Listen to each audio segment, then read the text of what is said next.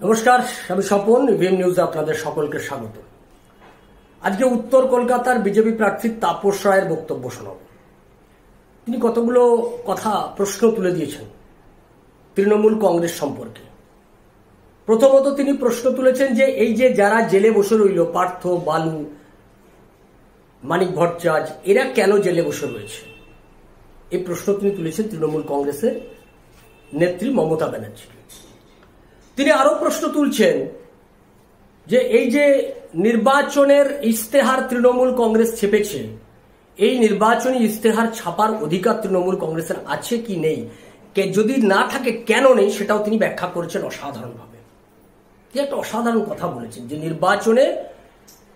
এবারে নির্বাচনে জিতলে কলকাতাকে নিয়ে নরেন্দ্র মোদীর কি প্ল্যান, সেটাও তিনি আজকে উল্লেখ করেছেন। গুয়াহাটিতে গিয়ে নরেন্দ্র মোদী সেই জনসভায় সেটা বলেছেন এবং সেটাকে তিনি বিবৃতি করলেন, সেটাও আমরা শুনে নেব ঠিক কি বলেছেন। এবং সর্বশেষ তিনি যেটা বলেছেন যে যারা এখন তৃণমূলের হয়ে লাফাচ্ছে, লম্পঝম্প করছে, এরা সব 4 তারিখের পর আমার কাছে, আপনার কাছে, আমার কাছে আসবে, এসে ক্ষমা চাইবে, এসে বলবে আপনার সঙ্গে হাঁটতে চাইবে, আপনার সঙ্গে গলায় গলা মেলাতে চাইবে।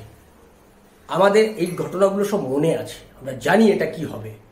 সুতরাং তিনি এই গোটা বিষয়টা নিয়ে তিনি ঠিক কি বললেন কালকে একটি জনসভাতে, আমরা সেটা একটু শুনে নেব। এক সময়ের কলিগ পার্থরাজ জেলে থাকার কথা ছিল না। আমার এক সময়ের বন্ধু মানিক, তার জেলে থাকার কথা ছিল না। আমার এক সময় পাড়ার ছেলে ছোট ভাই বালুর জেলে থাকার কথা ছিল না। আর তাকে বেশি দিন আমার পরিচয় নাই, এইবারই প্রথম এমএলএ হয়েছিল। জীবন কৃষ্ণ সাহা, তারও তো জেল হওয়ার কথা ছিল না। এরা জেল খাচ্ছে, লজ্জা করে না? চড়াম চড়াম ধরাম ধরাম গুরবাতাসায় নকুল দানা, খুব ভালো লাগতো লোক না হাসতে। আর বলা হতো কি, বিবৃতি দিতেন প্রেস কনফারেন্সে যে কেষ্টর না, মানে অনুব্রত, কেষ্টর না মাথায় অক্সিজেন যায় না। কেষ্টর মাথায় অক্সিজেন যায় না, বাংলার 10 কোটির কি যায় আছে? কেষ্টর মাথায় অক্সিজেন যায় না, চিকিৎসা করো, তোমার পয়সা দিয়ে চিকিৎসা করো, কেষ্টর যা পয়সা আছে চিকিৎসা করো। সারা বীরভূমটাকে কিনে নিয়েছে 12 বছরে, আর বলছে মাথায় অক্সিজেন যায় না। যার মাথায় অক্সিজেন যায় না, তার এতগুলো চালকল, এতগুলো তেলকল, এত জমি, college, BEd college, medical college, বাবারি বাবা, তো ভাবা যায়। আজকে মোদিজি, আমি আজকে পেলাম একটা রিপোর্ট, জানেন আমার মনটা ভরে গেল। কলকাতা থেকে লন্ডন করবো বলে তো ছেড়ে দিয়েছেন মোদিজি, তো যেটা বলে সেটা করে। বলেছেন আমি কলকাতা বা গৌহাটিকে সাউথ ইস্ট এশিয়ার হাব করব। ভাবা যায় কোথায় নিয়ে যাচ্ছে? আমি কলকাতা বিজেপি প্রার্থী হিসাবে আমার বুকটা দূর দূর করে নেচে উঠল যে আমার কলকাতা সাউথ ইস্ট এশিয়ার হাব হবে। আমাকে আপনারা নির্বাচিত করলে আমি মোদিজিকে গিয়ে বলবো, মনে করিয়ে দেবো, পার্লামেন্টে বলবো। পার্লামেন্টে বেল কেটে যাবে বলে কোনো কথা বলতেন না একজন। যদি বেলটা কেটে যায়, আপনাদের কথাও বলেনি, বাংলার কথাও বলেনি, সেই মানুষটা আপনাদের কাছে আসছে ভোট চাইতে, আপনাদের সঙ্গে দেখা করে না, আপনাদের কাছে আসে না, এমপিলারির টাকা খরচ করে না, আপনাদের কথা পার্লামেন্টে একদিন তুলে ধরে না। কেউ কেউ লিখেছে দেয়ালে, দেখলাম, আমি হেসে উঠলাম, যখন ডাকি তখন পাই। কে রে ভাই, কখন ডাকলি কখন পেলি? নাকি ওই যারা লিখছিল তারা সব জায়গায় লিখতে লিখতে ওই অভ্যাসে লিখে দিয়েছে নাকি? যখন ডাকি তখন পাই, এটা তো নিজেও বলবে না, এটা তো প্রার্থী নিজেও এই কথা বলবে না। তাই এবারে নির্বাচন কমিশন আর ডিপ্লয়মেন্ট অফ সেন্ট্রাল ফোর্স, সেটা খুব যাতে শক্তপোক্ত হয় তার দিকে আমি দৃষ্টি রাখছি। এবার মানুষের ভোটে, গণদেবতার ভোটে এই কলকাতা উত্তর থেকে প্রতিনিধি যাবে। দুর্বৃত্তদের ভোটে আর চোখ রাঙানির ওই সমস্ত গুন্ডাদের প্রতিনিধি এবার যাবে না ভারতবর্ষের পার্লামেন্টে। আর এটা রাজ্যের নির্বাচন নয়, কন্যাশ্রী, যুবশ্রী, শিল্পশ্রী, অমুকশ্রী, তমুকশ্রী সব মিলিয়ে তো একটা বিশ্রী।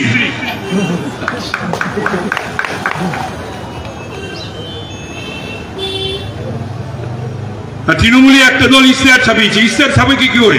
সর্বভারতীয় লেখে ওটা সর্বভারতীয় দল নয়, আমি জানি। ইলেকশন কমিশন সর্বভারতীয় দলের স্বীকৃতি দেয়নি, রাজ্যের দল, রাজ্যের মতো থাকলেই পারে।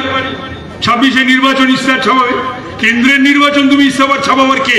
তুমি পররাষ্ট্র নিয়ে কিছু বলতে পারবে না, জাতীয় অর্থনীতি নিয়ে না, বৈদেশিক নীতি নিয়ে না, জাতীয় শিক্ষানীতি নিয়ে না, জিডিপি গ্রোথ না। তাহলে তুমি ইশতেহার ছাপাও কি করে? মানুষকে বোকা ভেবেছো? বোকা পেয়েছো? মমতা ব্যানার্জিও মানুষকে বোকা ভাবে বাংলার, আর সুদীপ ব্যানার্জিও উত্তর কলকাতার মানুষদেরকে ভাবে বোধহয় বোকা। যদিও এবার যদি ভালো রেজাল্ট হয়, কিচ্ছু করতে হবে না মোদিজিকে, অমিত শাহজিকে। ও আপনি এই সরকার তাসের ঘরের মতন ভেঙে পড়বে, দলও ভেঙে পড়বে। কত যোগাযোগ করছে আমার সঙ্গে তার ঠিক নেই। কত নাম বলবো আমি এখানে, আর বলবোই বা কেন এখন? আমি বরঞ্চ তাদের বলছি, তারা আমি সবে দলে ঢুকেছি আর সবে প্রার্থী করেছি, আমি এখন নির্বাচনের কাজ করছি। এখন তোরা যদি ইট পাতিস, আমি ওগুলোর আমি লক্ষ্য রাখতে পারবো না, ওগুলো পাহারা দিতে পারবো না। তোরা এগুলো নির্বাচন হয়ে যাওয়ার পর আমার সঙ্গে যোগাযোগ করিস, তখন আমি সুকান্ত শুভেন্দুদের বলে দেবো, বা তখন দিল্লির যদি কাউকে বলতে হয় বলে দেবো। এই যারা লম্পজম্প করছে না, এরাও আপনাদের ধরবে, বলে দিলাম। লাপাচ্ছে ঝাপায়, তখন দেখবেন বল ছেড়ে দে না, কি হয়েছে, ভুল হয়েছিল, ঠিক হয়েছিল, এই হয়েছিল, করা উচিত হয়নি, আলো নেবানো উচিত হয়নি, পতাকা ছেড়া উচিত হয়নি। শুনলেন তাপস রায় কি বলেন? অর্থাৎ একজন রাজনৈতিক দল, সেই রাজনৈতিক দলের কি অধিকার থাকে? একটা রাজ্যের রাজনৈতিক দল সে ভারতবর্ষের নির্বাচনে ইশতেহার ছাপছে, কি হবে বিদেশ নীতি? বিদেশ নীতির ইস্যুতে আপনার কোনো কথা বলতে পারবেন আপনি?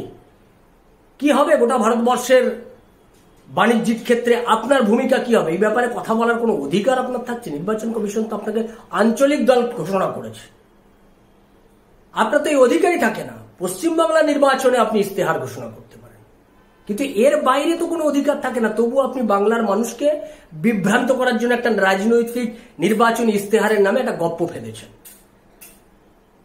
এবং তিনি কথা বলছেন, এটা ঠিক, নির্বাচন যত এগোচ্ছে, তৃণমূল কংগ্রেসের পরাজয় যত সুনিশ্চিত হচ্ছে, তৃণমূল কংগ্রেস থেকে বিজেপির দিকে টান নেওয়ার প্রবণতা তত বেশি করে বাড়ছে। এটা যেমন গোটা রাজ্যের চিত্র, ঠিক সেই চিত্রটার কথাই উত্তর কলকাতাতেও রয়েছে, এবং উত্তর কলকাতার এই চিত্র তিনি মনে করিয়ে দিলেন। এবং সঙ্গে সঙ্গে তিনি এটা বললেন যে উত্তর কলকাতার তৃণমূল কংগ্রেসের প্রার্থী, যাকে জনগণ পায় না, মানুষ পায় না, তাকেই তৃণমূলের লোকেরা বলছে যখন ডাকি তখন পাই। আর এলাকার জনগণ বলছে তোমার দেখা নাই রে, তোমার দেখা নাই। এটা এলাকার জনগণ বলছে। ফলে এই সময় দাঁড়িয়ে আমরা কলকাতা উত্তরের প্রার্থী তাপস রায়, আমরা এখনো পর্যন্ত যা দেখতে পাচ্ছি, মানুষের যে রায়, মানুষের যে ভাবনা, অনেকটা এগিয়ে গেছেন তাপস রায় উত্তর কলকাতাতে।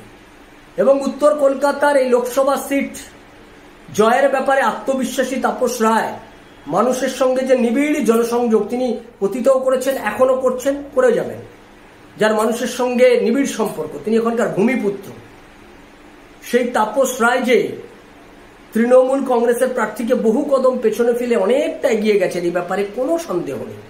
এবং এটা নিশ্চিত জেনে রাখুন, ওই উত্তর কলকাতাতে ধর্ম বর্ণ নির্বিশেষে, দল মত নির্বিশেষে সমস্ত মানুষ তাপস রায়কে ভোট দিচ্ছে। এ ব্যাপারে কিন্তু একটা নিশ্চয়তা আমরা দেখতেই পাচ্ছি, সেখানকার মানুষের রেসপন্স থেকে আমরা এটা বুঝতেই পারছি যে তাপস রায়, তাকে জয়যুক্ত করা যাবে, কারণ সেখানকার ভূমিপুত্র এবং তাকে মানুষ পায়। এটা শুধু তাপস রায় বলছেন তা নয়, খোদ তৃণমূল কংগ্রেসের মুখপাত্র কুণাল ঘোষ বলেছেন, জনসভায় দাঁড়িয়ে বলেছেন। ফলে গোটা উত্তর কলকাতার মানুষের কথা আমরা শুনতে পাচ্ছি, আমরা বুঝতে পারছি। কুণাল ঘোষ নিশ্চয়ই বুঝতে পেরেছেন যে কলকাতা, উত্তর কলকাতার মানুষ কি বলছেন, সে কারণে তিনিও সেই স্রোতে গা ভাসিয়ে দিয়েছেন, হয়তো হতে পারে সে কারণেই তিনি বলছেন। এবং গোটা বাংলার মানুষ যেমন বিজেপির পক্ষে দাঁড়াচ্ছেন, আমরা যেটা দেখতে পাচ্ছি গোটা রাজ্যে যে ঢেউ, যে সুনামি উঠেছে,